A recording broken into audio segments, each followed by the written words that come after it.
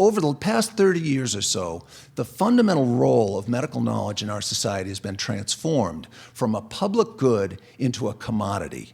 And this article from the journal Science in 1982 kind of marks the transition. It says, scientists who 10 years ago would have snubbed their academic noses at industrial money now eagerly seek it out.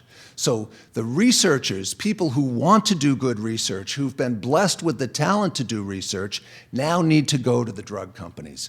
By the time we got to 1991, about 70% of clinical research was funded by the drug companies, but not much had changed in the journals yet, because 80% of that commercially funded research was still being done in universities, where there was a tradition of academic researchers playing a role in designing the studies, having access to the data, and overseeing publication.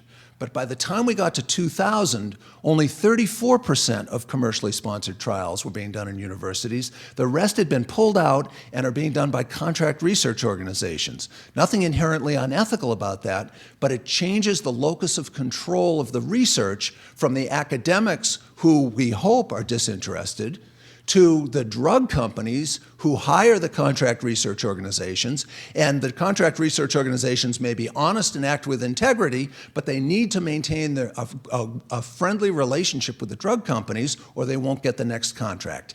And now that 34% is down to 25%. To continue the dialectic of marketing, these contract research organizations are now being bought up by the advertising agencies on Madison Avenue. Why? Because it makes perfect sense. The reason why drug companies engage in research is to fulfill their primary moral and legal responsibility, which is their fiduciary responsibility to their shareholders, which is to maximize their return on investment. And who better knows how to maximize return on investment than the advertising folks who know how to communicate in ways that are going to increase the selling of the product, and why not let them oversee the whole enterprise? So the problem, let me skip ahead here. The problem is that now if you look at studies published in our best journals, 3/4 of the trials that are published in the three leading the world's leading journals, New England Journal of Medicine, JAMA, and The Lancet, 3/4 of the clinical trials are now commercially sponsored. And if you look at trials, you see that 50% of efficacy and 65% of harm outcomes per trial are not reported when researchers look at the protocol, the original research design compared to what was actually reported. This is what we're seeing in the antidepressant studies. And in fact, I don't have this slide, but I think the most important point in all of this is a study that was published in JAMA a couple of years ago that shows that 3/4 of the trials in the best journals are commercially sponsored, and the odds of commercially sponsored trials concluding that the sponsor's drug is the treatment of choice are 5.3 times greater than non-commercially sponsored trials looking at exactly the same drugs. Exactly the same drugs. So when we doctors and Woody's doctor are being implored to practice evidence-based medicine, the truth is that we're being implored more often than not to practice infomercial-based medicine.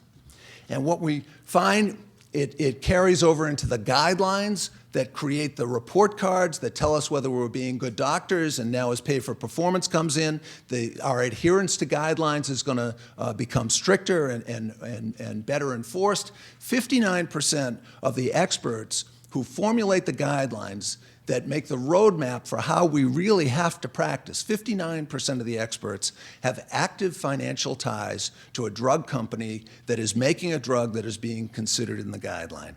Bottom line, Richard Smith, we heard him quoted before, Richard Smith and Richard Horton, the current editor of The Lancet, said this. It was printed on the front page of the New York Times last May. You see this, you say, everybody, stop what you're doing. This is not okay. They said the medical journals have devolved into information laundering operations for the pharmaceutical industry. These are the current editor and just former editor of two of the leading journals in the world. The medical journals have devolved into information laundering operations for the pharmaceutical industry. This is what Woody's doctor have to practice by. And it's a takeover of the intellectual environment that we doctors who are trying to do the right thing practice in. So that's what I want to leave you with. Thank you very much.